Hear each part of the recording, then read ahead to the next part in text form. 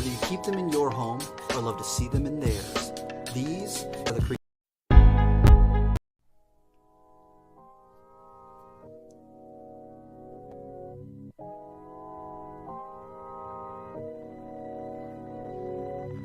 Whether you keep them in your home or love to see them in theirs, these are the creatures that bring us all together.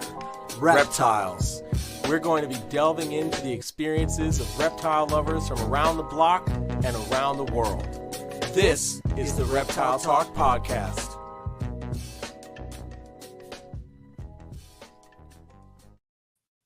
Boom! What's going on, everybody? This is Jeremy Turgeon from Brassman Reptiles. And I'm Robin. I'm creeping it real. And this is episode 50. We're kicking off the 50s Dude, right now with a big one. I'm super pumped about having this guy on here. He is Hell yeah. He's done so much.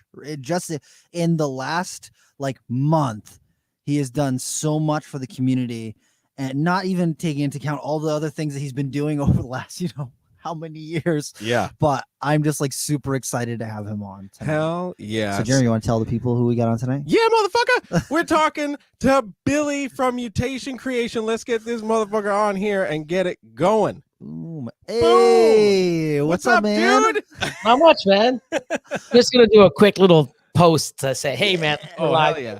You gotta Hell come yeah. on here, swipe the fuck up, and Check it right. out. Hell yeah. That's right.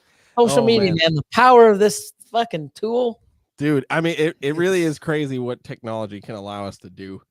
It's the last month has shown me that that social media has got this giant pull more now than it ever has in the past, because we were talking to Phil Goss, who's the president of USARK.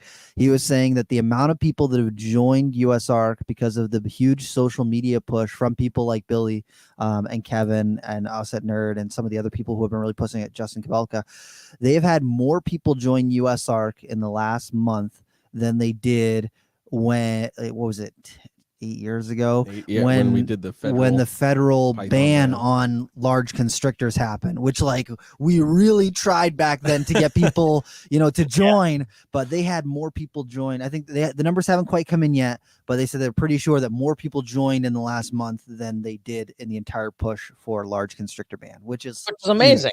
Yeah, Fucking amazing. It really is. Yeah. And I think the time is now too. Right. And not only now, continuing on, moving forward. It's not just okay. I remember 5 years ago I donated $250. That fucking went the minute you sent it. This is a continuing effort, and they ain't going away because we did this quick. I mean, they're not stopping, and neither are we. So that's it. You gotta push back. That's yeah, right. it seemed like once a week, basically, for the entire month of February, there was some new piece of legislation, and then it seems like over the last week, it's been multiple days of just new things popping up. It's crazy. I start looking, I'm like, oh my god, here we go. Okay, it's the fucking a repost, not a new one. Holy fuck.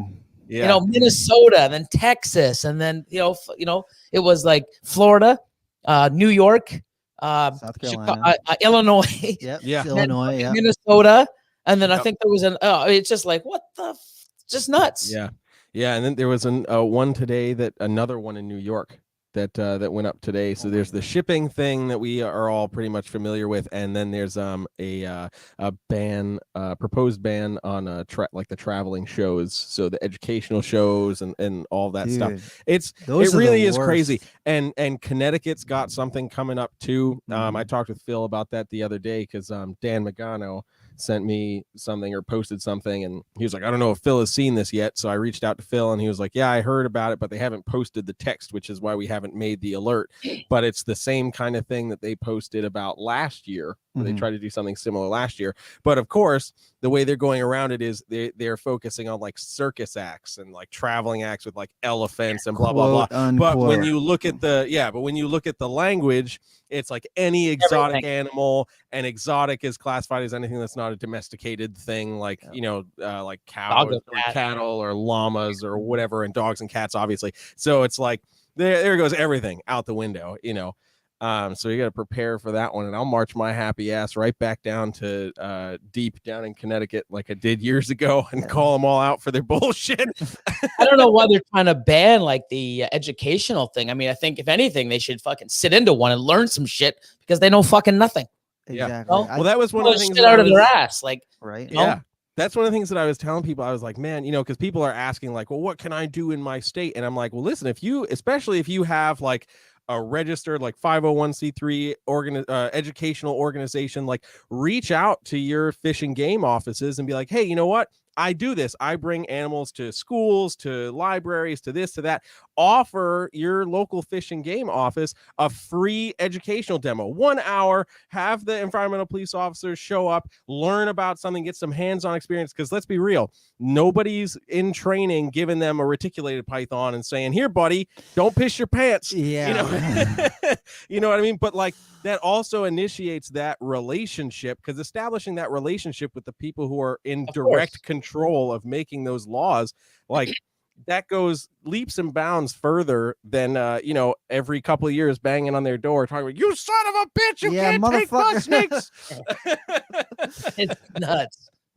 So hold on, we kind of like hopped into this. We didn't do a proper intro. So Billy, that's true. That's true. So this is Billy from Mutation Creation. I'm so used to not doing things properly. Like everybody here, if they know who I am or have seen me, I'm screwing up all the time. So and I mean, dude, hey, we're all human, man. But like, dude, I mean, he's wearing a triple B hoodie. He's definitely not doing anything by the book. We're down, man. We're down. He can hang. We love you, Cusco. For people who might not have heard of you or might not kind of know who you are or what you do, what really got your start in reptiles, and then what are you doing right now for like some of the people who might be not into the things that you're working with? Well, I used to do saltwater fish. And I used to import it and stuff like that. And I love my fish tanks.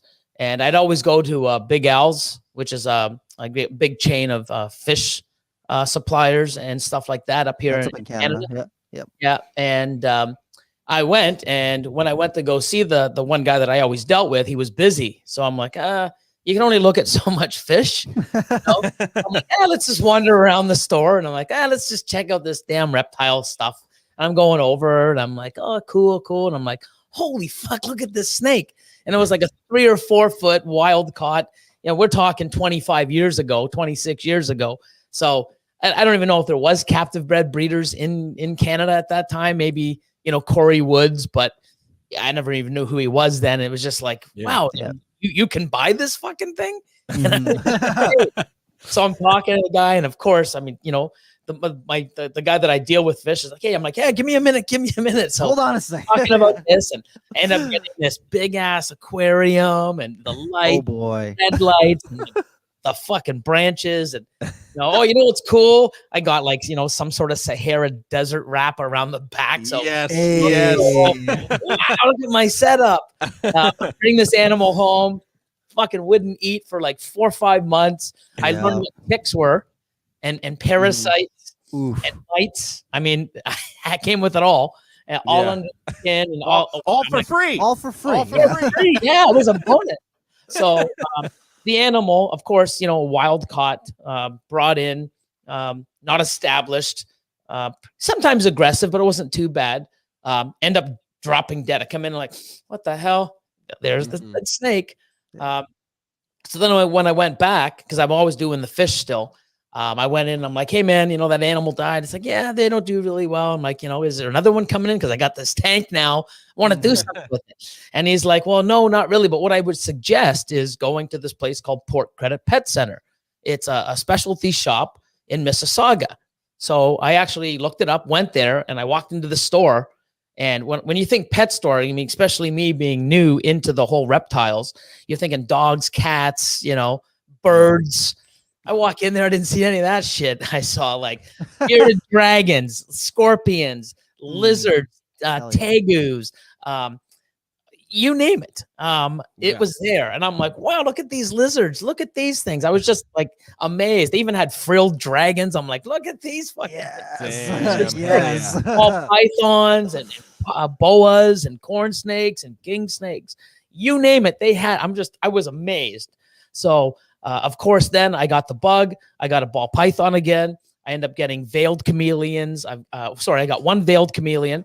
I got nosy blue panther. Ooh, yeah. Which is cool. And had all these tanks, cave geckos, Chinese cave geckos, and frog, red-eyed tree, just a little bit, a little bit of everything. Yeah. And then I started getting out of the saltwater sort of business, importing. Had an issue with the shipment, and British Airways did pay me after like 8 months on my container, but they said we're not doing any, we're not insuring any live animals anymore.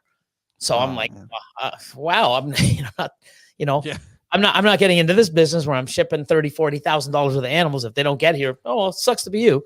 No control. So got out of that real quick. Smart. And so from there, I just had this collection of all these amazing animals and trying to learn. And this was, probably 19 years ago, maybe 20. I just said, you know what? I just want to do ball pythons. Instead of having a bunch of everything, I want to be great at one. And it's funny because when I picked ball pythons, everything was so expensive. Like there was only like 7 different morphs, and everything was like $50K, $35K, $25K. Yeah. Wow. But for some reason, I just, I really wanted to do ball pythons, and I sold off all the colorful corns and the king snakes and everything else.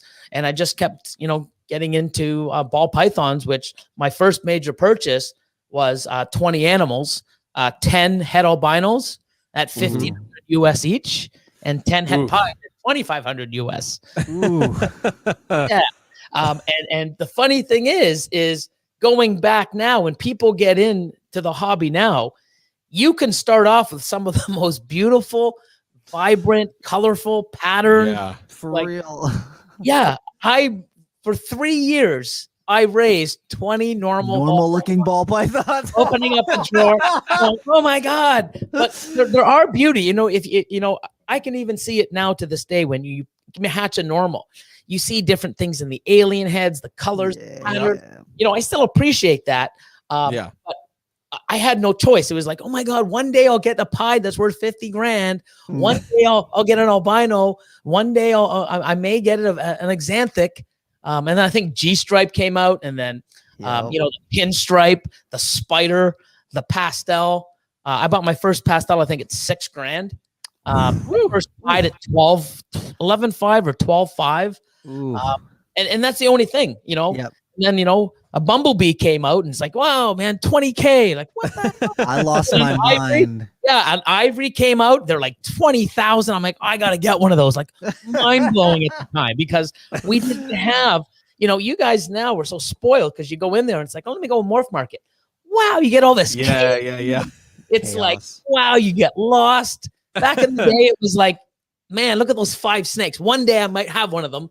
I'll just fucking deal with my amazing normals. That's it. Let me look at that high gold. Show me that high gold. Yeah. I got a black back, okay? Black back. Yeah, the black back. My first snake was a black back ball python. Oh, man. Those were their shit back then, black back. I think there's something going on with this. And we didn't even morphs were out there. We just had all these cool things. And, guys, yellow belly, when yellow belly came up, yellow belly ball python, Amir, he started pulling these out and proving that stuff out. I was just like, wow. And we didn't even know the possibilities that I mean, I remember when we started making 3-4 gene morphs, it's like, oh, you know what? We start adding 4, 5, 6 genes are going to be defective, or they're all going to turn out white. We didn't know the possibilities. It was just, it was scary. Like, there's no way you can make a 7 gene morph. That isn't white. Yeah. No way. I mean, it can't handle it. It'd be defective, or hatch with no face. Yeah. We had no idea. But back then, with what I've had, with all the amazing stuff, for some reason, I just chose ball pythons. I mean, and it wasn't like I had all the options. Like, now it'd be a no-brainer. Like, look at all this cool stuff. Look at the shit that you can do with ball pythons. Yeah. I don't even know why I chose ball pythons. It was just in me, and I'm glad I did. I mean, it was an amazing choice for me, and I don't regret any of it. But I don't even know what the strong attraction was for me to get in just the ball pythons. When I had some cool, boas, a few, there were still some, cool colors that were affordable. Because I guess the big, large clutch, the litter sizes, clutch sizes. Yeah. I'm learning that too. I got boas now, and now it's great because I've done so well with the ball pythons, and where I'm at, I'm never going to give them up. It's still a huge thing for me. It always will be. But now I get to enjoy some new species. I want to get some really cool stuff because now I have the room. So now I'm getting into some other species to sort of learn. Also good for YouTube and getting other platforms to sort of, because anyone who's a reptile person that loves reptiles isn't usually just stuck to one. They always have a bit of everything, and now I'm in that position where, hey, now I can start getting into this and learning about it and have some of this stuff. And I got tarantulas coming in 10 days. Yeah, that's what you just made Rob's fucking I just got a little excited. I'm sorry. Dude, I love I'm learning. There's old world and new world, and I'm going to stay away from the old world right now. just for a little bit. Just for a little bit. I don't know how I'm going to, take, but I got Lord of Lion on the team. That's he has a big ass bird eater things. Oh my God, it cover your whole face. He's like, yeah, dude. And the lion, face hugger, Austin's just like, I don't know, dude. I'm like, it might be cool for YouTube, but I'm sure we're gonna have some scenes where he's fucking like that thing moves or jumps. He's freaking. I'm gonna probably be with him. We're gonna be fighting, screaming like little girls. I have no idea, but I do want to learn and also. Expand my horizons with other species and other different types of beautiful creatures and learn. I don't want to get huge. I don't know if I'm breeding. I may want to get, so the stuff that I've got, I'm working with somebody. We're going to be doing a video of him bringing them over, and we're going to get, learn through him and some other people.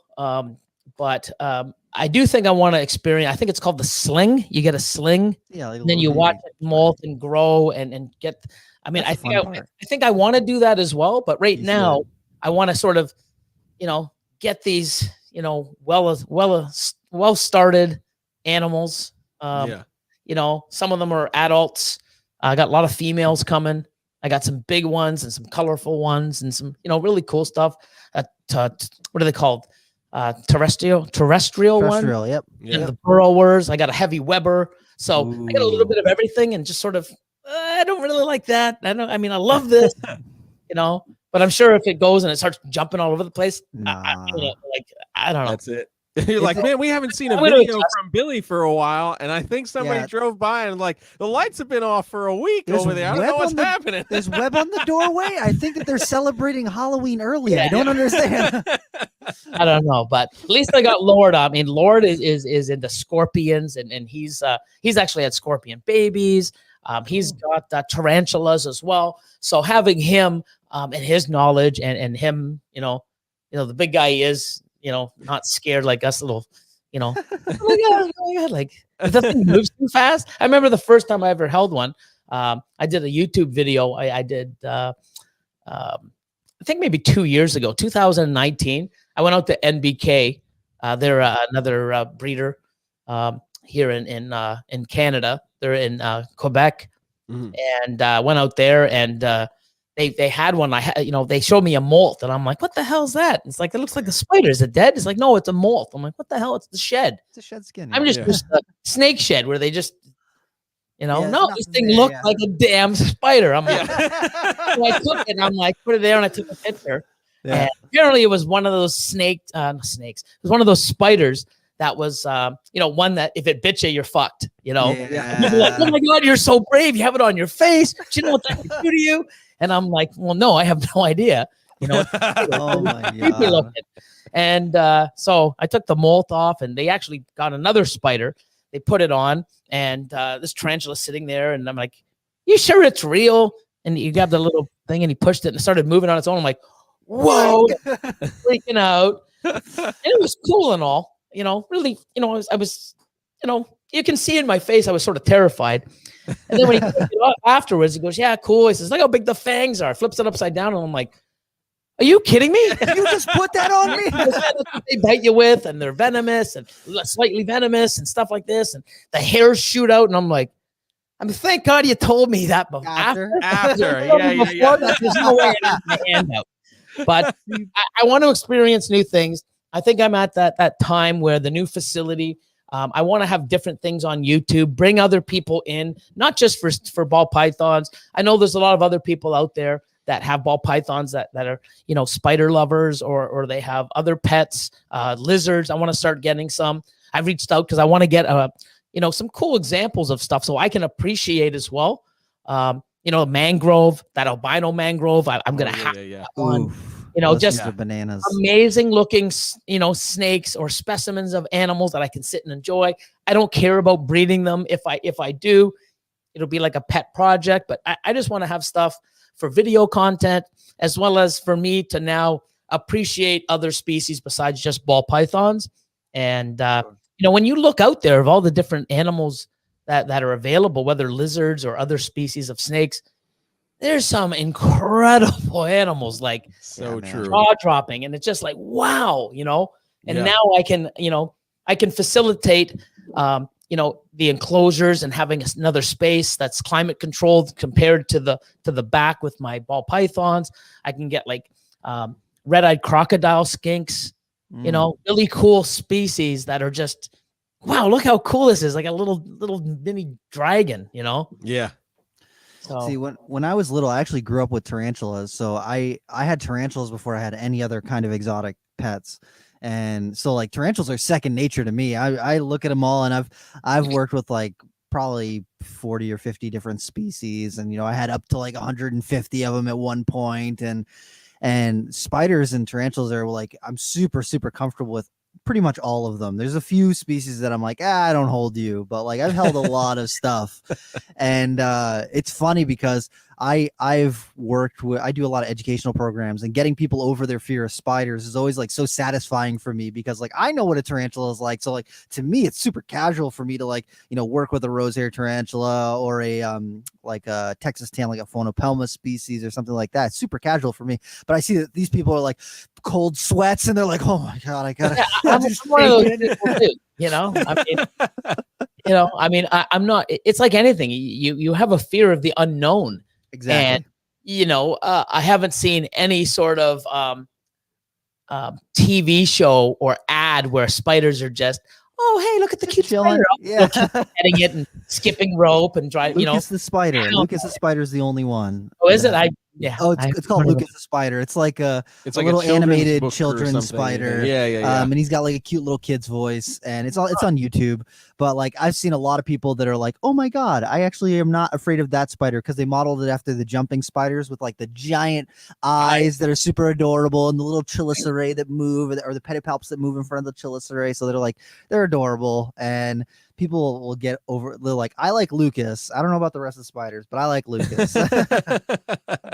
Yeah, that's another thing. Just the naming, I guess you go by the naming of the spiders. It's like, wow, it's like the family and the the genus and the species, and you don't really go, oh hi, it's a bumblebee. No, it's a no. fanatic stupid or some Latin name like I can't even spell it. Nailed it.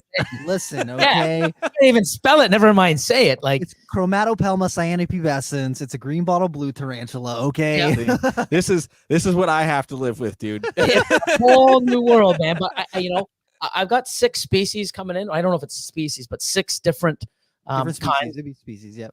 Yeah. So I gotta get the lingo. You know. Yeah.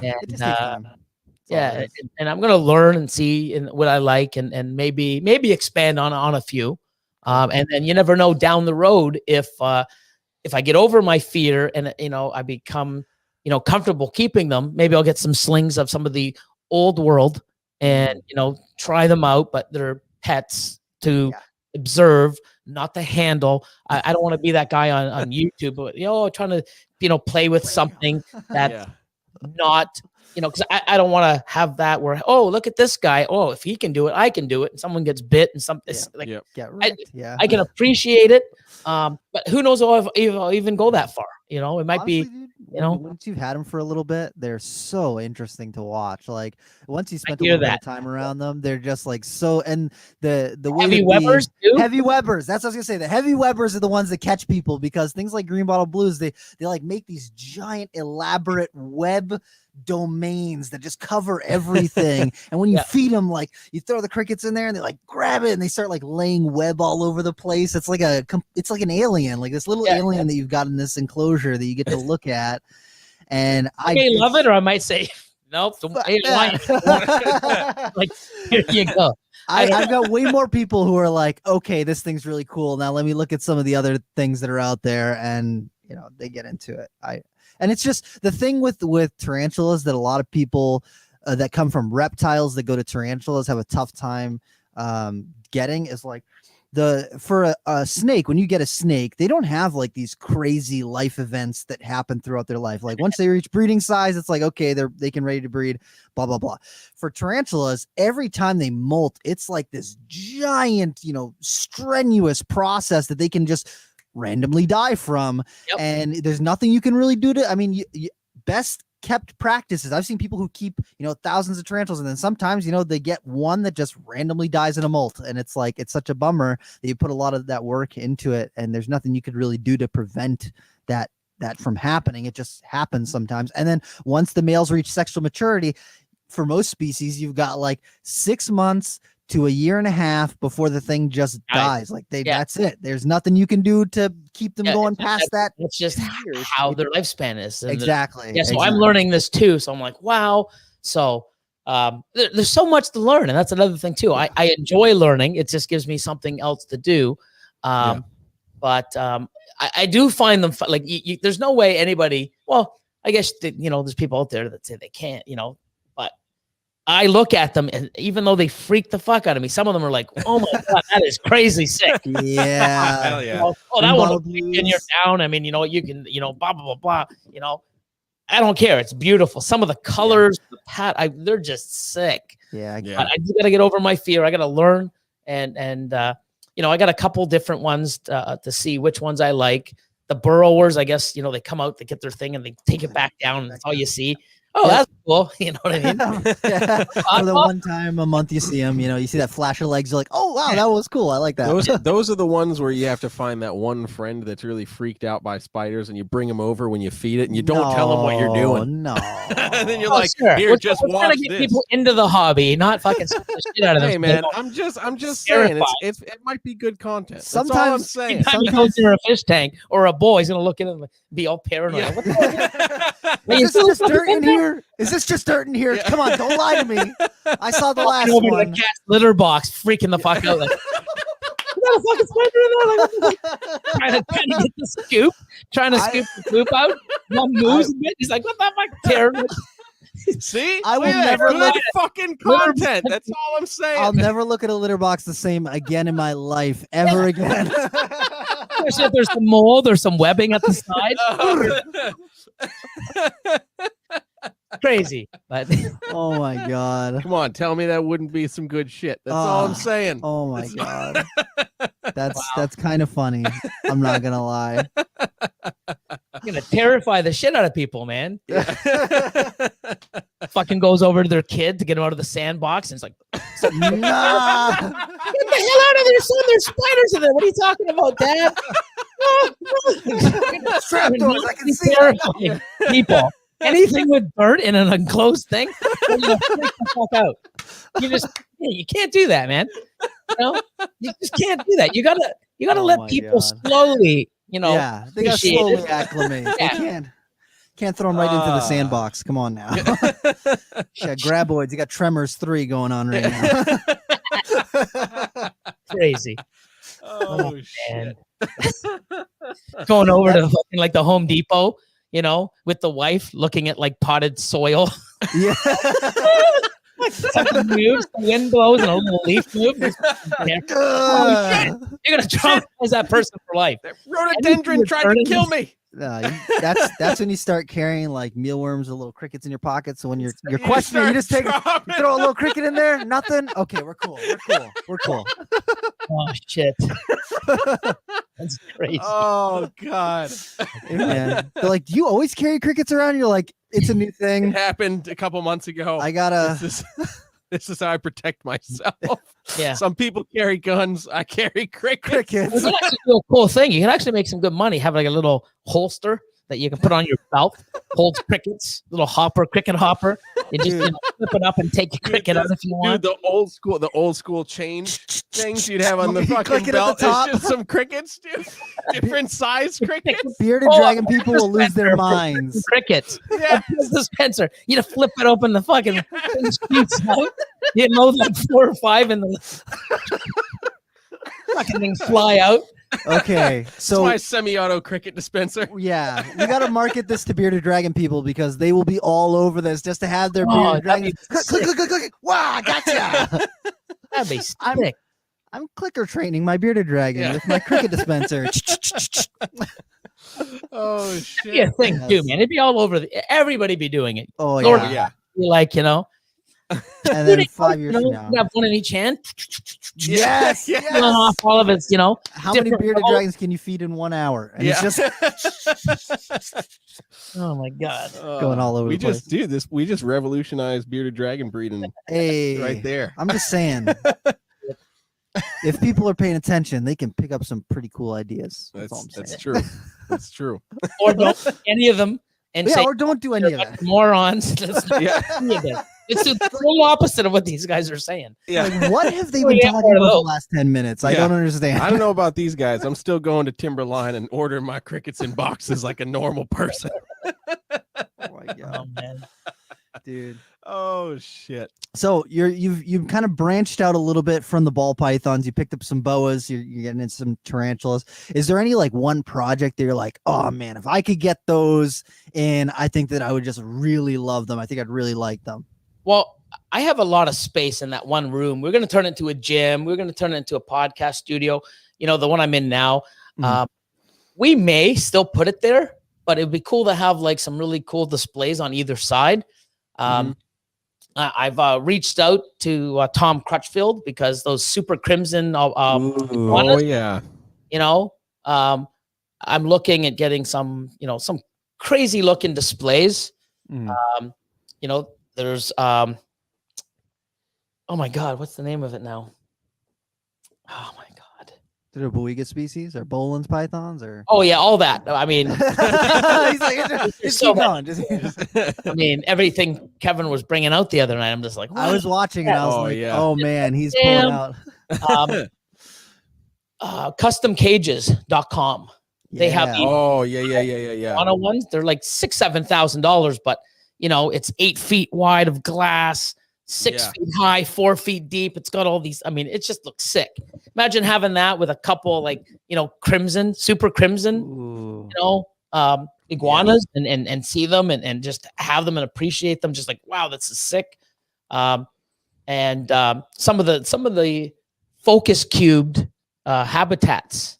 Have you seen them? They're just like. Those are sick. They look super cool. I would have the enclosure. People walk up, what's in here? Who cares? Look at that cage. Enclosure's sick. Like, you don't even need anything in it, and it's fucking badass. Yeah. So I reached out to them, and I'm like, you know, hey man, I'm looking at some things. What do you like? I said, I have no idea yet, but I definitely want to find some species or some types of animals to go into theirs just to showcase it and just appreciate that and the animal inside. So I don't want to go wild, but I do want to have some pretty cool stuff. You know, lizards, I think I've always had, you know, back in the day, and I missed them. I ended up getting some blazing blue collards a few years back. Ooh, yeah. I had, those are really nice. I had a couple trios, and because I needed space, I had to end up selling them off.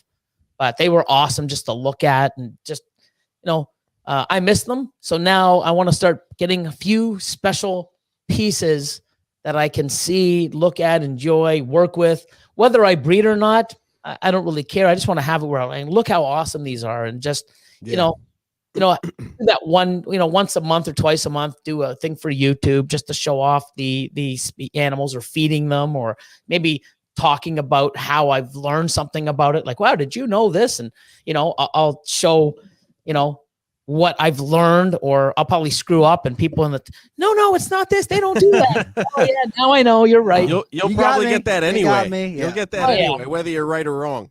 But it's nice because even now, with the way the setup of the new facility is, we go in the back, it's a little warmer. Once we get the glass in, hopefully next week, it'll just sort of all come to shape. But when you're back there, you're just looking at tubs. You open them up and you can see the animals. But when you actually come into another room and it's set up with displays, like even when we did the live the other night, just looking and seeing all those fucking cages, just like you just want to look in them. When you look at a rack system, it's like, yeah, cool. There's snakes in there.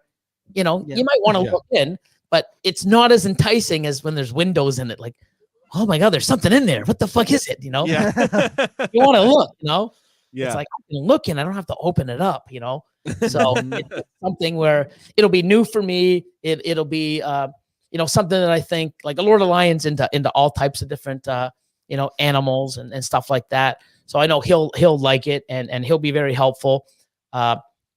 Austin, I think, will come around, maybe not to the tarantulas. I mean, I'm sure he'll give it a shot, but he's sort of like, nah, screw it, But if I got in retics or super dwarfs, he'd be fucking all over them, I mean, So everyone's got their thing, and it's I don't even know. Like I said, we're getting them.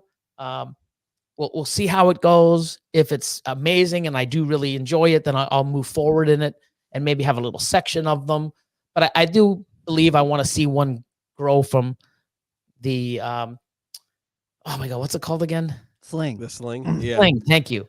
The sling onwards, just seeing that whole thing and how they grow. And that's the best part, honestly. Like watching them go through these molt cycles and seeing how much their body expands. And I don't know if you know this, if you're not into arachnids, you might not know this, but if tarantulas lose their legs, like if they pinch their leg in something, they can drop it off. It'll break it. The section breaks off from their body. It'll seal off, and that leg will be gone. The next time that they go to molt their exoskeleton, a little leg will be back in that spot. They can regenerate the leg, and then the next time they molt after that, the leg will be back to regular size. And they can really?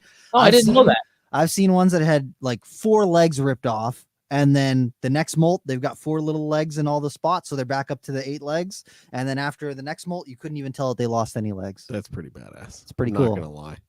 Wow. Now we need to figure out a way to do that with people. Or not. Right? I guess. Fine. I guess. But it would be cool, like if you lost your finger and then, like, you remember Lorena Bobbitt? That could come in fucking handy, No, but if that could happen, men would be more douchebags. They could get away with it. Cut my dick off, bitch. I don't care. I don't care. Forget it. A few months later, you're being someone else. No, I don't think it's a good idea. No. Fuck it, You're stupid enough to lose a body part. Hey. Nah, you got to live with that. Yeah, you got to live with it. Sorry. Don't be a douche. You're not as cool as a tarantula. Sorry, bud. But that's the thing. Like I know somebody who had gotten into tarantulas, and they like got scared and they like closed the lid too quick, and they like closed it on one of its legs and it dropped the leg, and they're like, oh my God, like I killed it. And they're losing their shit. And I'm like, okay, I try not to do that again, but watch what happens the next time that it molts. And when they're little, they molt like a very frequently, especially for like the arboreal species. They molt on a very regular basis.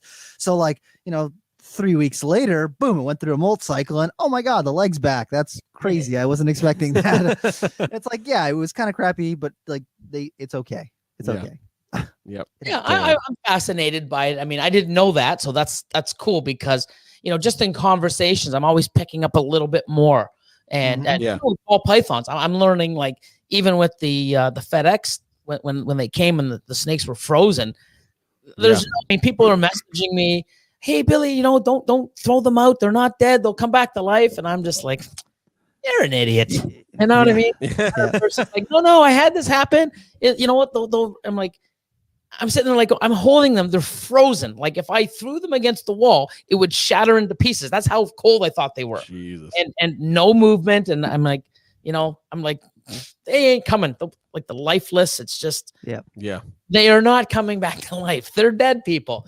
No, don't do this. They'll come back. There's a warm up. And I'm like, there's no way. And they did. It blew me away. Yeah. I've had that happen as well. Without those people messaging me and telling me, hey, don't put them in the incubator, warm them up slowly. Yep. That's Will from Royal Canadian Reptiles reached out and said, hey, keep them at room temp. Then the next day, put them in a rack. And then, water with a little bit, because if they go over and they're really lethargic, they'll try to get the water. And if they can't pull their head out, they're going to drown. They're drowning. Yeah. I would have just, fill it with water because it's probably thirsty. Next thing I would come in and I'd have these heads in the, and they'd be dead because I killed them. Not by not knowing. So by everybody's, watching it and giving me all this advice, I looked, it's like, okay, 30 people say this, 5 people say that. I'm going to go with the 30. And, people reaching out. I mean, I educated myself and I learned. And, with the unfortunate accident that happened in Texas, I had so many people reach out to me. It's like, hey, Billy, I've seen some pictures. They had snakes piled up, frozen. And I'm like, oh my God. And it's like, hey, we've got some, we warmed them up. We're doing it like you did. We have some that are coming, they're lethargic, but at least they're moving now and we're warming them up slowly. So thanks to your video, we have some hope. I'm like, fucking amazing. So, a tragedy for me where I had no understanding. I've never been in that situation. I learned, and now other people, because of it, now aren't just doing things like, what, this sucks, and then just throwing them out. And, but I could not, if I didn't go through that, I would not believe that those snakes would have come back to life. So it's just incredible. I had an instance many years ago. I had ordered some snakes when I was very young, and we had a massive snowstorm come overnight, and the box got delayed by 2 days. And I remember getting the snakes in, and same thing. They're like lifeless, like whatever. I was like, oh my God, man! Like snakes. I'm like, oh, this is just absolutely terrible. And I'm like holding the snake, and I just see the tip of the tail do this, and I was like, no fucking way. No fucking way. So I'm sitting there like, like, and then I see the tail start to move a little bit, and I was like, son of a bitch, grab a hairdryer. Let's warm this up. I mean, I can't believe, just going through it was traumatizing. And, I didn't know what to do. Like, I mean, it was like, I knew because of the situation, 3 days and knowing that they were on the tarmac for over 30 hours. And I was expecting the worst. And, being there, I mean, I didn't know what to do. Oh, you know what? Warm them up, put them in the incubator, That could have done, if nobody reached out. And that's what's great. I mean, if you make a mistake, I mean, people will jump on you because they're just dicks. But most people, hey, you know what? Don't do that. And they'll reach out to you and they'll go out of their way and trying to help you with stuff that they either know or they've been through. And if it wasn't for that, I don't know what state those animals would be in. But I did an update about a month and a half after. And I mean, even feeding them, I fed them like, a third of what they would have eaten. If they eat a weaned, I gave them a pup or less, a fuzzy.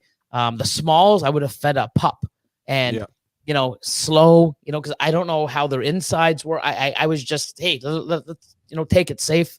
Then rather be safe than sorry. And now they're just thriving. They're eating. They're doing well. You would never know. And I'm treating them as if they never went through that. And they're just thriving, which is great. But I just did what I thought. I come back and I warm them up too fast. Next thing you know, it's like, oh, they're all dead in the incubator. I don't know what that could have done, but I'm glad that people reached out and helped and supported me in my time of need. And that's why I love giving back to people too, because there's a lot of stuff and knowledge that I have that can save you from shitty situations or, breeding or guiding you to building your collection a certain way and the mindset of how to go through this whole process and what you need to do. But I don't know, man, it's just amazing people helping people. And, being there, not everybody's on the same, the same playing field. Some people are just out there trying to give you the shittiest shit and pick on, the crappiest crap, but you'll see where they'll be in 10 years. I mean, most of them aren't there. And I mean, I've seen so many people come and go. I've been doing this for 19 fucking years. I wasn't who I was now, you know, even 6-7 years ago, I was just a person buying, investing, doing what I loved, growing, learning from the mistakes that I've made, and you know, just marketed myself, kept believing in myself, and doing what I wanted to do. You know, and other people, I wanted to see other people do well. I don't want to see people go through the shit that I had to, and many of us had to back in the day. It was fucking horrible. And it wasn't even that far, even 10 years ago. 10 years ago, man, it was just like, oh man, there's the more I got out there, the more people I met, the more pieces of shit that were out there. And it was just fuck, like, you know what I mean? Like, fuck, man. I don't like these people in this hobby. I mean, wow. Yeah. And you know, one person will tell you one thing and another person will tell you the opposite. And it's like, okay, which one do I believe in? You asked a few other people. It's like, yeah, that guy's a piece of shit, you know, but you didn't know when you were looking for guidance and you have, you know, two different sides. You don't know which one to pick. Lots of loud people, and not always the loud ones are the ones who are right. Yeah. It's just, wow. And I mean, I want to see people do well. I want to see people enjoy this. I want to see, and people, especially some of these animals nowadays, they're so beautiful because of the work and the amount of time and effort and how rare they are. People invest some pretty big money, even into pets. I've had people reach out and just buy, hi, I want my first snake. This is so beautiful. Oh, have you ever had one before? No, it's not 300, it's 3,000. Oh, I know, but you know, we know, they're willing to pay that, which is great. Yeah. But it's like the amount of money that people are putting out, and even if they're trying to breed and people are selling them all their males, and you know what, if their whole goal is to breed, why are you pushing all these fucking males on when you know that's the worst thing that you can do? You're not helping these people. You know what you're doing? You're helping your fucking self. And that's great. If that's what you want to do, cool. But you know what? That person is going to talk to other people, and then they're going to realize that, hey, you know, because everybody that they talk to, it's like, well, why did you buy all those males? Well, he fucking hooked me up. No, he fucked you. Nah, He realizes, and everyone else, you know, hey man, that guy fucking just, you know, all he cared about was his pocket. And then you're going to realize that, and you know, he made some good money off of you, but guess what? He'll never make $1 off of you again. And then all these other people, and you want to do that in business? Cool. You're not going to last long. And you're better off. I'd rather help somebody and set them up right. And if they do well, they're going to keep buying more and enjoying what we do, and saying, oh my God, like, yeah, I want more because this is such an addictive hobby. And if I can feed their addiction and they can feed their own addiction by learning and doing things right and making a profit and loving it, not failing and losing money that they you know, we buy these animals with, oh my God, here's my whole paycheck. We're eating craft dinner this month, honey. Yep. We got this cool snake. I mean, we sacrifice for the beauty of some of these animals. And if you're doing that and falling 5 steps behind every time you walk 1 step forward, at one point you're like, I'm losing money, I'm losing time. It fucking stresses me out. I hate it. The people are pieces of shit. I want nothing to do with this. We're losing people in our industry. You know, help people, because the more people in it, believe it or not, you know, if you build the business and the hobby and the industry, it'll all come around. If somebody doesn't buy from me, they buy from someone else, and then they come buy from me. So I'm still getting a piece of that money somewhere down the line somewhere, you know? Exactly. Yeah. But the best thing is helping people enjoy it and learn, and not fucking, it sucks making mistakes. It sucks losing a clutch, having to wait till next year. I know, because I've done it for 6-7 years in a row. And I don't know why I still stuck with it, man. I sucked at breeding ball pythons. I fucking sucked. Oh, do this. And then someone's like, why are you doing that? Oh, this guy told me. Well, when you do that, they won't breed. Oh, I didn't know that. Oh, you know, why was I getting all these slugs? Oh, because you're not supposed to feed while you breed. Oh, okay, so I won't. Fucking lost a year of that, or maybe I think 2 years, until someone said, no, dude, you have to feed. No, you're not supposed to feed when you breed, because, you know, it stresses them out. It's like, well, how no? And then as soon as I started feeding, holy shit, these are eggs now. Wow, holy crap. Would you imagine? You know, but the fucking asshole that told me that you didn't feed, he just didn't, you know, he would sell me animals, and I thought I was getting the best advice ever, you know, but the reason is because I was going to be his competition, you know, buying these high-end animals and stuff and holding them, and like, oh my God, this is cool. Wow. It's, dude. You know, I had someone come to me because I do a lot of like Borneo short-tailed pythons, and I had someone come to me and they're like, oh man, I saw some of the stuff that you're producing. I'm like super into it, blah, blah, blah. And they're like, I'm looking for like this kind of thing right here. And I was like, I don't make those. Like that's not something that I do, but you should go check out the dude at the Borneo Addiction, because he just produced like a bunch of that stuff. And I didn't tell the dude that like, the guy from the Borneo Addiction, I didn't tell him that I had sent people his way, but a couple months, like maybe a month and a half later, he messaged me. He's like, did you tell someone to come and buy from me? And I was like, yeah, like he was looking for this thing that you made. And I was like, I don't do that, but you should go talk to him, and he's like, oh, well, they ended up buying it and they were like super happy. And they said that you sent them my way, which is like not something that people usually do. And I was like, dude, what do I gain? Why not? Yeah. What do I gain from telling this person to wait to not get the thing that they want and then try and get it from me? They're not going to be happy. They're not going to get exactly what they're looking for, but you've got really cool snakes. You're doing cool stuff. You're a good person. What do I lose by sending that person to you? Like, I want this person to be happy. I want them to get more Borneo pythons, because if they get more Borneo pythons, when I produce stuff that they like, they're going to come and buy from me. Yeah. So like, because their excitement's there. They're in it. They're not going to sit there, because people change. So you'll sit there and go, oh no, wait until next year. And then, hey man, I made them. Hey, odd dude. Yeah. I got into something else. Yeah. People want shit now and they don't want to wait. There's sometimes where they have to wait, or they really, want to get a certain gene from you, which is great. And it's amazing that, people will do that. But if they can go somewhere else, I love referring people to other people, but you also got to refer them to people that, you don't want to send them there and they get treated like shit. Animals fucking sick. And next thing you know, I got mites from this guy. Why the fuck did you send me to them? You're an asshole. Yeah, you fucking hooked me up, all right, with fucking this shit, $1,000 in bills. Fuck you too, Billy. Like, you got to watch, and that's why being a good person, helping out people, treating your animals and your customers well, it goes a long way. It's not just cheap everything out and do it fast. You really got to build a brand and build a belief and stick to it. Don't be flippy flop. Yeah. Yep. For sure. That's exactly it. That's exactly it. And the interesting thing about all that too is, like, in the age of social media, creating that brand and being true to yourself is easier now, really more so than it's ever been. I mean, like, you can literally just be, some random guy down the road breeding ball pythons, and suddenly it's Joe's Serpents. Yep. And you've created this brand, and people go, who the fuck is Joe's Serpents? But you're like, hey, he's this nice guy. He makes good shit. But you look at the people who have bought from him, and they're like, I love this guy. Right, exactly. He's hooked me up. When I had questions, he answered my questions, and it's like, you build that around, and it just makes the community bigger, and it makes the community better. But the best thing about it, and that's one of the things that really pissed me off with Chris from Ball Pythons 101.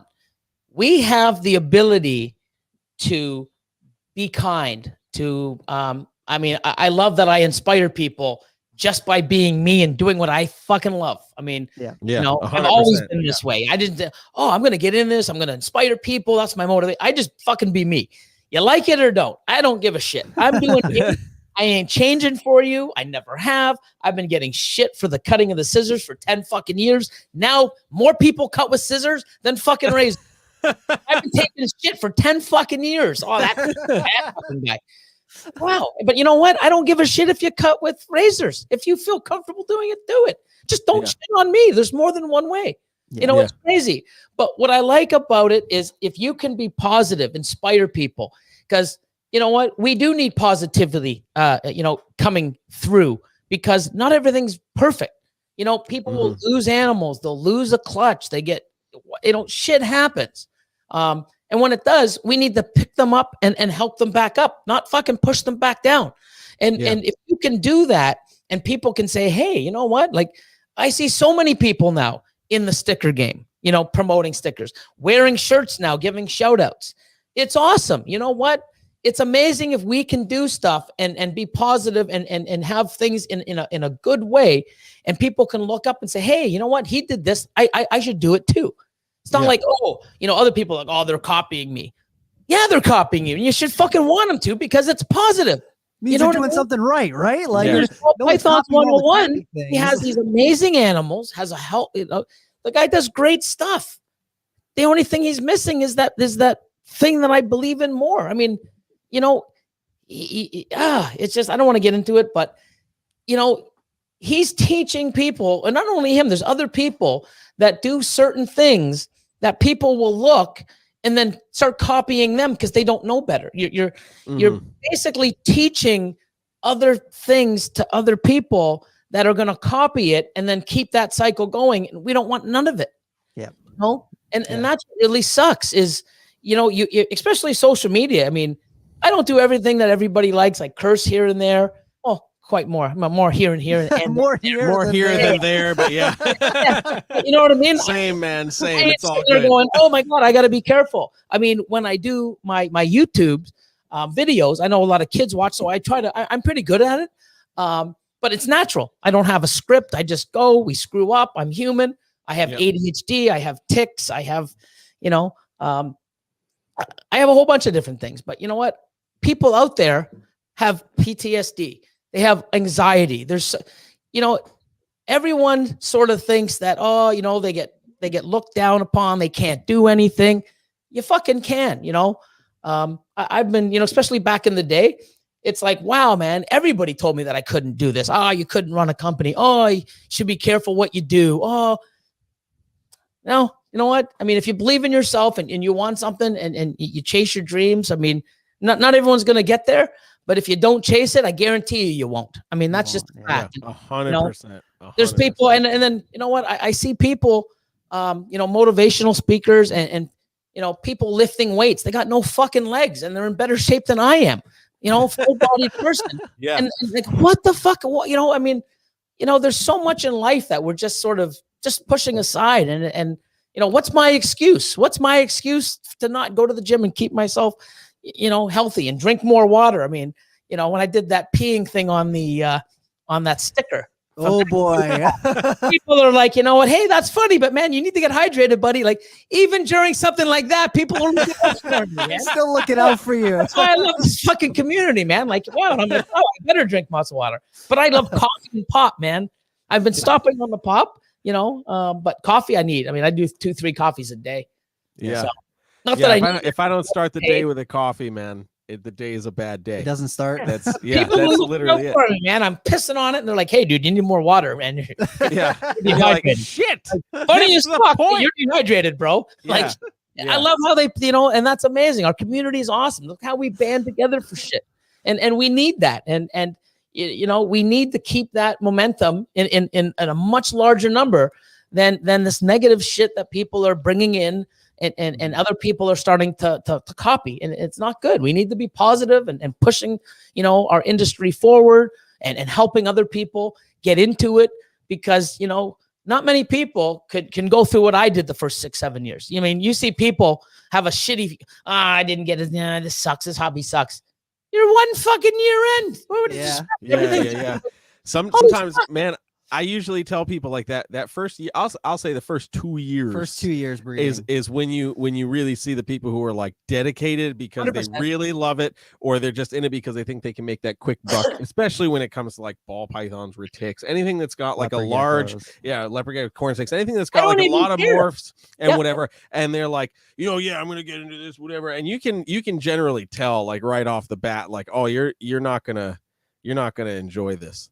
You know, because they're like, oh, because I'm going to breed this and I'm going to make this and I'm just going to do this and I'm going to do that. And it's like, well, cool. But what happens if that slugs out? Or what happens if it doesn't even produce? You know, because that happens too. Are you still going to love it as much? Or are you going to be pissing yourself because you spent your life savings or a chunk of your life savings and you're not going to see that back now for another 2, 3, 4 years? Right. As long as they understand that. I mean, I don't care if somebody comes in. This is a lucrative business. I mean, if you invest properly, you can do very well, but you got to put in the work. You got to know what you're doing. You know, you got to know how to allocate your funds and how to, you know, extract the best, you know, odds and holding stuff back for the future, you know. But I don't care if somebody comes in. I'd have more respect. Hey, man, you know what? I don't love these animals. I'll take care of them. I'll appreciate them. But I'm in this for the money, and I'm investing $1 million, and I'm going to make $3 million in the next 5 years. Bravo. Awesome. You know, he's just investing into our hobby. people are making money. Hope they do well. But it's the people that, oh, I love this. Oh, no, my animals and this. I'm doing this. I'm not doing this for the money. And as soon as there's no money, they're the first ones fucking gone. Yeah. Gone. It's full of shit. Just say you're in it for the money. It's a fucking great business. Yep. It's a great business. You know, as long as you do what you're doing, keep learning. You don't have to love the animals. You don't have to love beating ball pythons. You don't even have to. You can pay someone to fucking clean them if you want. You know, you're just the money guy. But don't come in here saying, "Oh, I love it," and this and that, and it's purely about money. Just be real. It's a mile away. Yeah, like, we can tell. Be fucking honest. Yeah. we can tell. Like, what the fuck, guys? Like, you know, come out there, grow some balls, and say, "Hey, man, I'm in this for the money. It's a great business, and why should we shit on them? We shouldn't shit on them because they're investing, because that money's circling, going around, and helping other people that are doing this for the love of the animals and for money. I mean, I do it to make money because I need to afford my addiction. I mean, I'm a fucking psychopath, you know? Like, wow. Oh, how much did we make this month? Cool. Let's spend this much. Like, we don't have that much. Well, we will on a couple more sales. Like, it's an addiction. I think we know someone like that. Yeah, we know a guy like that. I think he's got a ponytail. It was pretty nicely braided today. But yeah, I mean, it's an addiction to me too. And one good thing that I can relate is I know what people are doing when they're on Morph Market. I know that sensation. Oh my God. Even if they're buying a $500 snake, if that's at their bracket and that's where they're just starting to get in, I understand the feeling, because I have it when I'm spending 40 grand or 20 grand or 5 grand because it fits. It's like, oh, I want it. You know, I can understand what they're going through. I'm just at a higher level.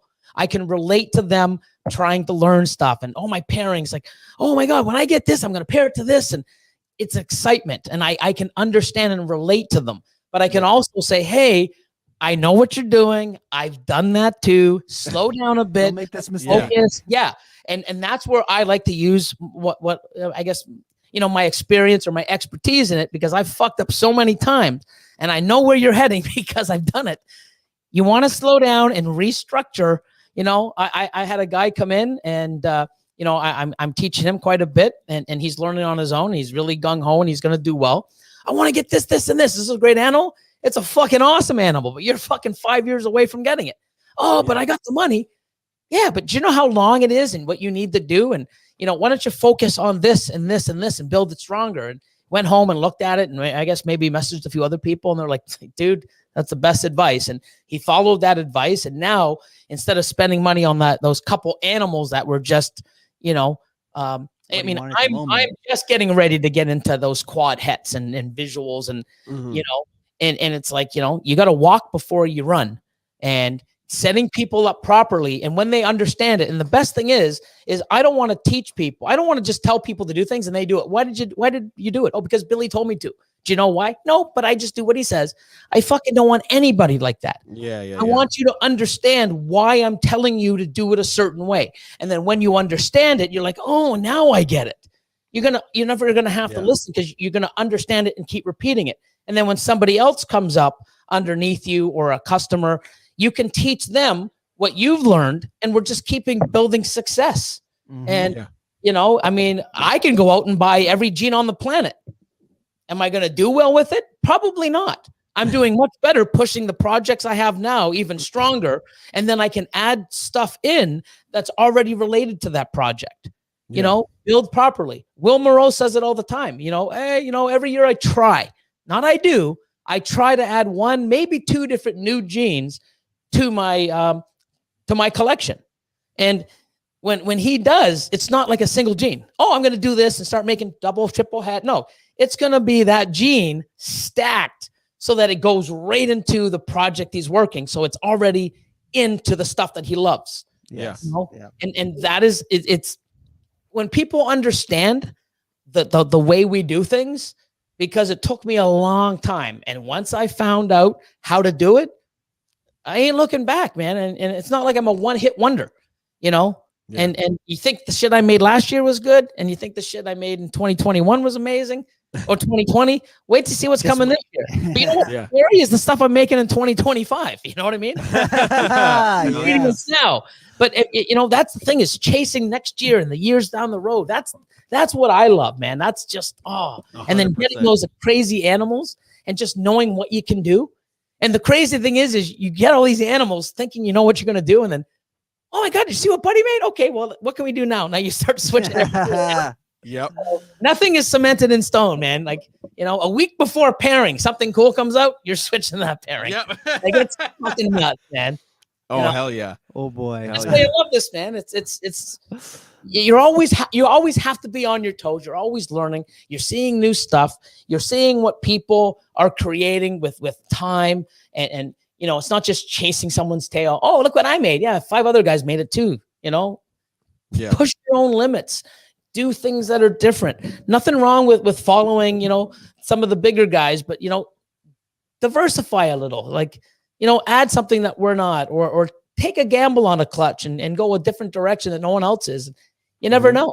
You know, it might not always pay off, but if it does, like, fuck, you're sitting there alone going, oh my God, people are like praising you. It's pretty cool feeling, man. Oh yeah, 100%, 100%. And I think when you really look at, you know, the guys who have these really successful facilities that are doing, I mean, like they kind of did that exact same thing. Like they took that gamble and it worked out really well for them. And then they were like, okay, well, how, you know, what's the next step? How can I look to 2025 and make this better? You know, and I mean, that really is the recipe for success. Not let me get as much of everything as possible and then just put it together and pray that something great happens. Wonder why I'm not hitting stuff, but I mean, and that's the thing. Like you see Justin, some of the stuff that he makes, like it's Dude. Unbelievable. Yeah. But you know what? I wish he'd almost show all the failures that he had to find out to make that creation. You know what I mean? Like a lot of people like, oh, he just puts any animals and all this miracle stuff comes out.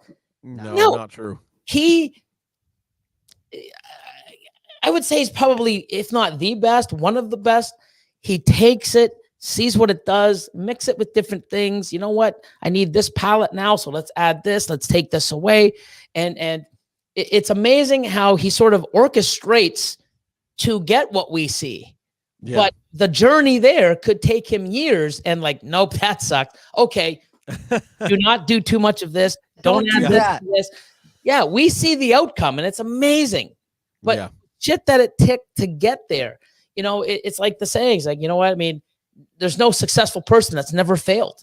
You know what I mean? Exactly. It's people that fail and learn from the failure and get up and keep moving forward after failures. And I'm here because I failed a hell of a lot. Yep. You know what I mean? I lost time, I lost money, I lost animals, you know, I lost sleep. You know, once you learn and not make those mistakes or keep pushing yourself to be better. And I truly believe that. I want to do better. And like, I didn't need to get a bigger facility. You know, do I want it? Yeah. Is it better for us? Yeah. Is it going to do well? Does it put me in a better place? Yeah. Now I get to enjoy it a lot more. And I think the way we're separating all the rooms now, everyone has the room. You know, we don't always have to listen to the same music. We can, you know, come out and sit at the front now and have lunch and discussions. It's just a better place to work. It's something that I want, and I think it's needed. But it came at a cost. You know, did I need to spend the money to do that? No, I was fine. I have another great season, but I do, especially for me, I need to see change. You know, even at the old facility, you know, I had the incubators. You know, I had 3 of them. I had a ARS about, I guess, 8 levels high, had a stainless steel top, incubator sitting on top. It was awesome. And then it's like, you know, look cool, getting another one because we need one. We'll stack them on top of each other and have like an 8-foot by 8-foot wall of incubators. Cool. And then I did, and it was just like every time I came in, I just, oh my God, like I love that. I just stand in front of the incubators and just, oh my God, I need little things like that. I can't have the same thing going in, you know, always the same year after year.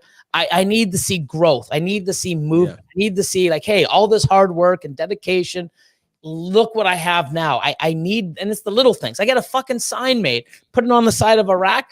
Oh my God, I'm so happy for like weeks. You know, little change, man. It doesn't have to be big things, you know. Everyone's always concentrating on that big stuff, you know, but it's the little things that get you over time to the big stuff, you know. Exactly. Don't push the little stuff away. I mean, you need those little stepping stones, because if you just go from here and you got to wait to go to here, nothing in between, I don't know if you're going to get there, man. Yeah. Fall on your face to get there. It's one thing to take several steps to get from the bottom step to the top step. Yeah. But if you have to hop from the bottom step to the top step, you're gonna bust your ass. You're probably gonna bust your ass. It doesn't work, you know? Yeah. And you need that motivation. Like, wow, look at that.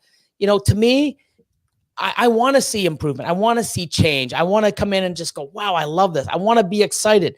Doesn't even have to be in an animal purchase. Simple moving my furniture around or my, adding another level going, wow, look how high it is now. Cool. I'll get excited for 3 weeks. And then I'm like, fuck, it's too high. What was I thinking?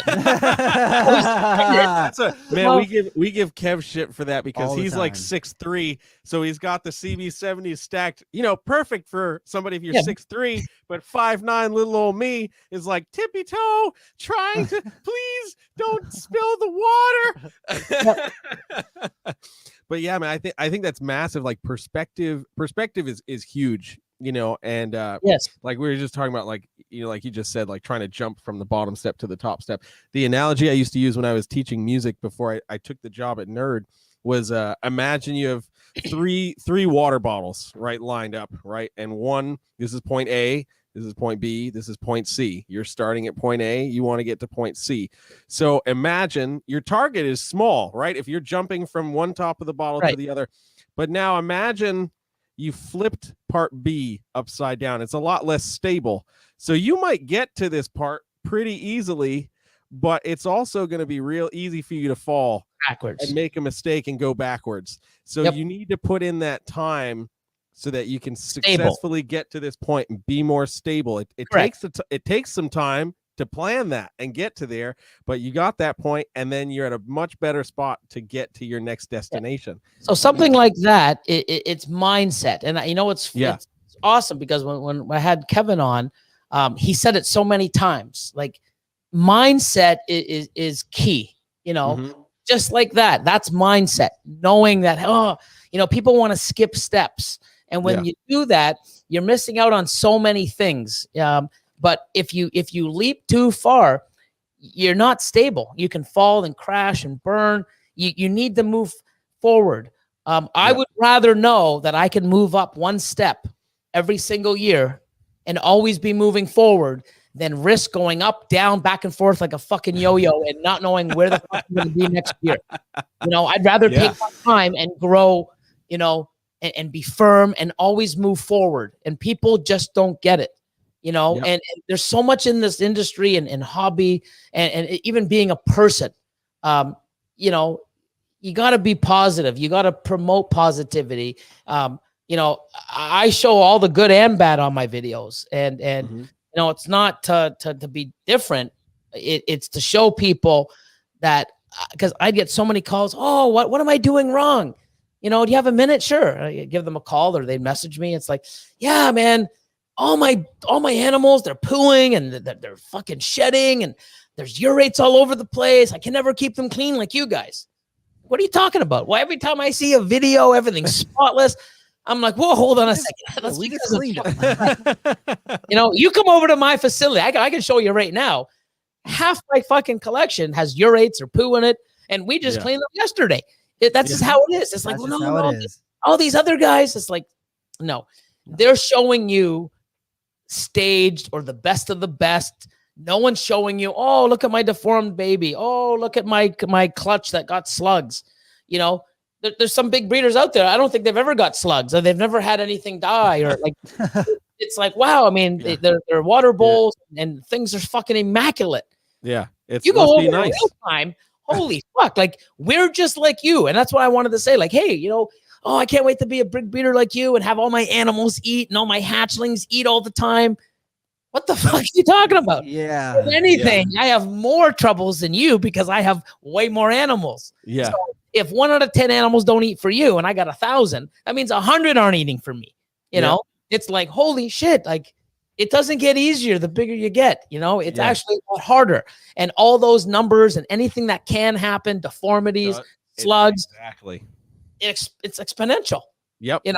But I want to show that to people and realize that, hey, you're not doing anything wrong. How many people like, oh, I got my eggs in the incubator and oh my God, this went wrong. Yeah, it could have been that. It could have been this, but all my other eggs made it. Then it just wasn't meant to be. It just happens sometimes. Did you handle the veins? It's like, no, they could have been weak. Well, I don't understand. How come no one else has it? I'm like, They you know how do. many? Oh, it does. Yeah. You know, and I just want people to realize that you're not making a mistake, because people, you know, they want this experience and they want to, you know, have eggs and you know, it's such an amazing experience. There's nothing like it. And for me, I've been doing it for so long, for so many years. It doesn't get old. Like, I can't wait to cut fucking eggs. Like, oh my God, I'm excited. So if they're doing that and it gets taken away from them, they beat themselves up. And you know what? A lot of the times it's not even you. Yeah, but if it is you, you want to make sure that, oh, is my incubator? Oh, the fan was too high. I didn't do press and seal. Oh, I didn't realize that I was supposed to put, you know, 50-50 and put them right in. I just thought you poured it on. I didn't put, you know, a light diffuser. Oh, they got wet. And, you know, you want to learn from that mistake now than when you have 20 clutches your first year and they all fucking go, because that hurts.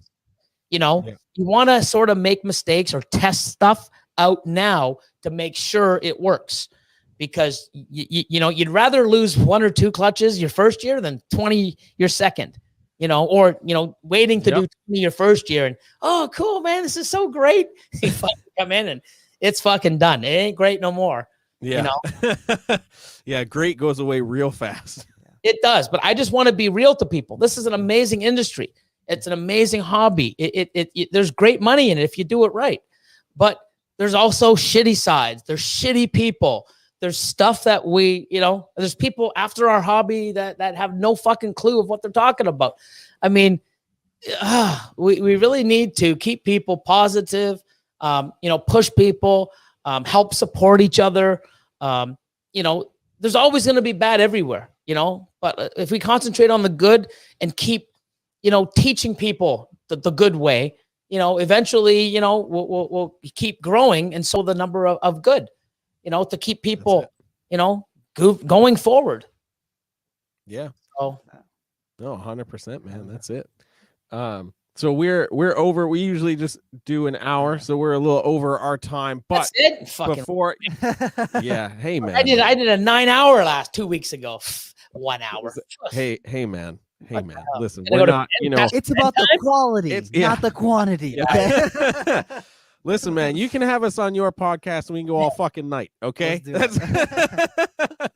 I don't think you're up for it. Oh man, listen, give me a couple cups of coffee and I'll fucking give you a run for your money. I got a blue pill. But before we end this, we ask all of our guests one final question, and that question is, what in the realm of reptiles, be it something that's going on in your collection, something that you've seen scrolling the internet, because that's basically all our life has been reduced to, what in the realm of reptiles has you excited about reptiles? Oh.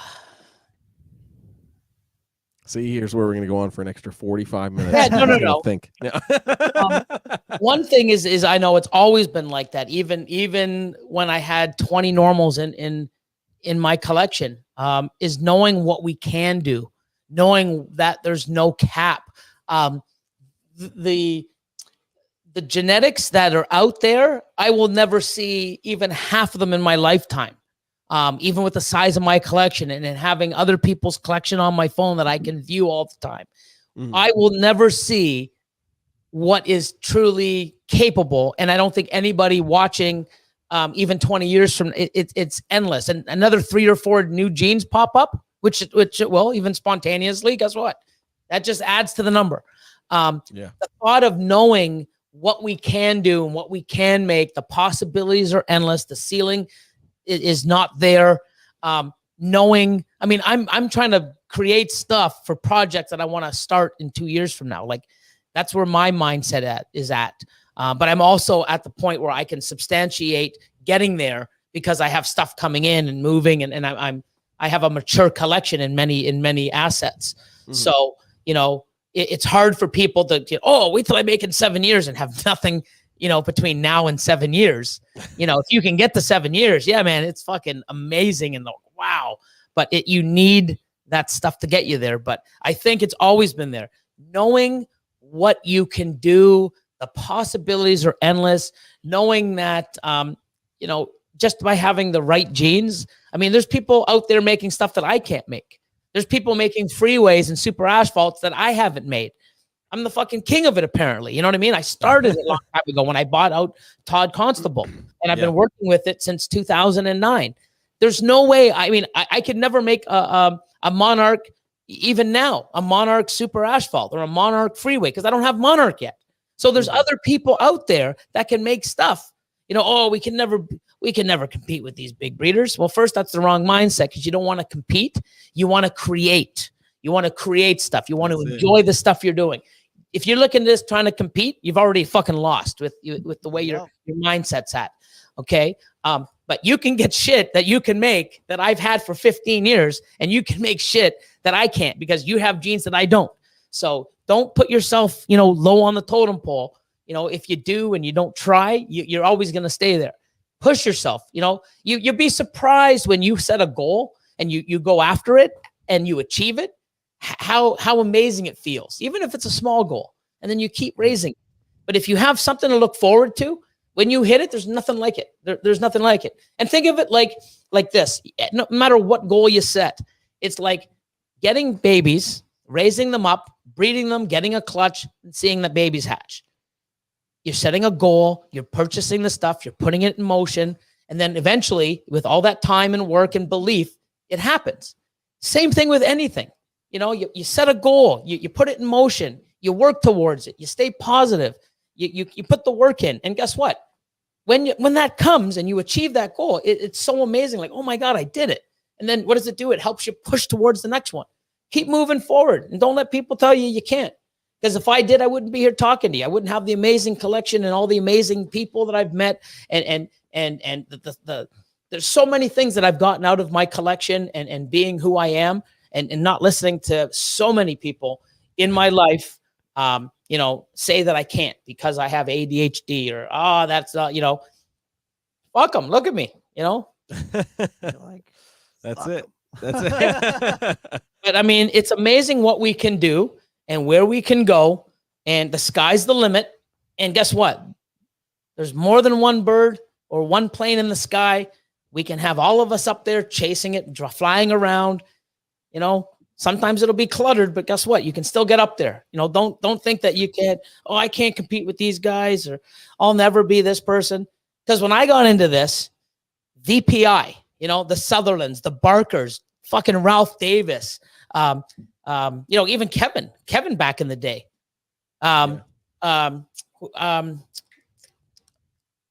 Pete Kell, even Brian Barczyk. I mean, I watch these people like, wow, facilities. I just had fucking 20 normals in my fucking bin. Oh my God, I'll never be like them. Well, fuck. I mean, I'm somebody now. You know why? Because I put my time in. I learned. I made mistakes. I pushed myself forward. I reached out. But the thing is, with social media right now, you can learn so much. You have everything at your fingertips. I didn't have this. You know, if you fail now, there's no reason why you to fail now. If you fail now, it's because you gave the fuck up, or you're not listening to what people are telling you and the guidance we're giving you. You know, that's it. Because if I can get here with nothing and you got all this shit, man, you can't give me any fucking excuses why you failed. There's no fucking excuse. There is not. I won't take any. You know, that's it. Hell yeah. So Billy, if people want to find out more about you, where should they go to do that? OnlyFans. Hey. I heard you got a lot of balls on there. Yeah. Wouldn't that be funny? Come see my balls on OnlyFans. People go and it's like fucking, you know, Morph Market lads. Dude, we started an OnlyFans for Kevin, and you know what his video was? Fucking sweeping the basement. Yeah, sweeping the basement. And he's like, yeah, baby. Look at me push this broom. Can't say I've seen it, and I don't think I want to. Yeah, no. Definitely not. No, YouTube, Instagram, Facebook, Mutation Creation Canada. Mutation Creation Canada. Boom. Dude, thank you so much for coming on. And I'm really excited for people to hear this episode. I know that I'm gonna get some messages about people who really enjoy this. So yeah, I'm good. I hope we got to have you back, dude. Maybe we can do it for more than 1 hour, so you're not mad at us. But Yeah, no, I mean, I just go, like I said, I love what I do. I love talking. I love inspiring people. I have a lot of energy. I do have a lot of knowledge. I still have a lot to learn. There's still things that I want to do. I'm trying to push the limits on myself and what I'm doing, even Patreon, I'm making stuff better. My YouTube, I want to do things differently. I'm trying to create a lot of, motivation and stuff, and positivity for our community and other people to sit there and go, holy fuck, I mean, here's somebody here that's giving you a platform and opening up your mail, giving you shout outs. People follow. I recommend people watching a whole bunch of different people's lives. It's amazing when you see the same group of people going from platforms, supporting each other. It's amazing. And you know what? Without it, we're a dying breed. Like, we need to do that. And hey, you want to learn about ball pythons and stuff? You should watch this person, or hey, go look at this. And then people will watch, and some people are like, that guy's too crazy for me. They'll watch Justin, because Justin's, very informative and subtle. Garrett DeMeyer, has amazing stuff. Yeah. You see Kevin is just like crazy like me, and Brian Barczyk, like, we're not everybody's taste. But you know what? Each of us can teach you something, what you like, what you don't like. You can learn something from all of us. And, it's just, find out what you like, what works for you. And just don't write off some other people, and you'll know who gives good advice and who gives shitty advice, But no, man, just keep doing, everybody. I mean, there's so many amazing people out there, and there's so many people that are out there that aren't even like, Bob Vu, man. I was so surprised when, we do the shout out, YouTube shout out of the week. We got to get back into that. It's like, oh, Bob Vu, man, he's got amazing stuff. He's a great guy.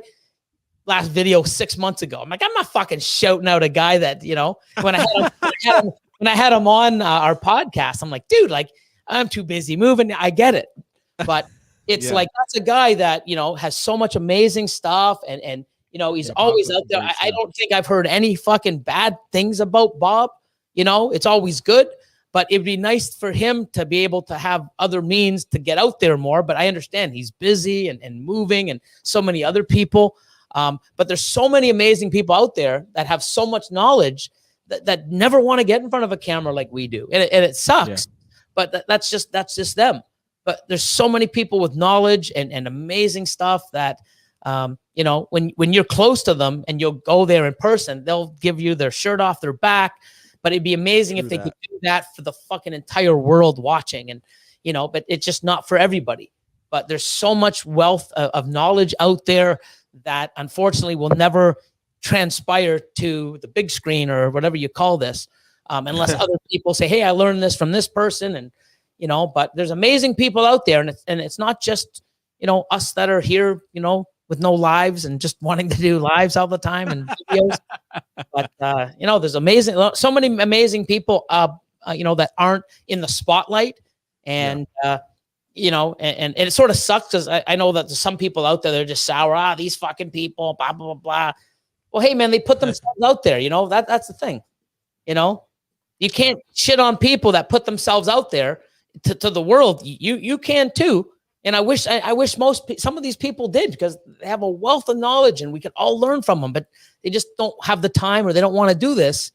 But I mean, anyone that's watching that feels that way, I mean, we wish that you could do stuff like this, because we could all learn. I mean, and it's just awesome. And if you don't put yourself out there, you can't shit on the people that do, Yeah, for sure. All these people, they're 3 years in and fucking, I've been doing this for 20 years and then fucking get out there. Don't shit on someone because they're fucking doing something that you don't like, We want you to, man. We would love your 20 years of knowledge, but don't shit on the people that are getting behind the camera, out there, shaking a little and fucking up and getting better, man. Like, you can do it too. If you choose not to, don't shit on the people that do. For sure. There you go. All right, man. We love you. Thank you very much for coming on. Hell yeah, dude. We'll talk to you again sometime soon. Hell yeah. Take care. Have a nice night. Spiders, man. Yeah. Don't know how it's gonna go, but hey, man, I'm gonna take the leap. Yes. Fuck yeah. Hell yeah.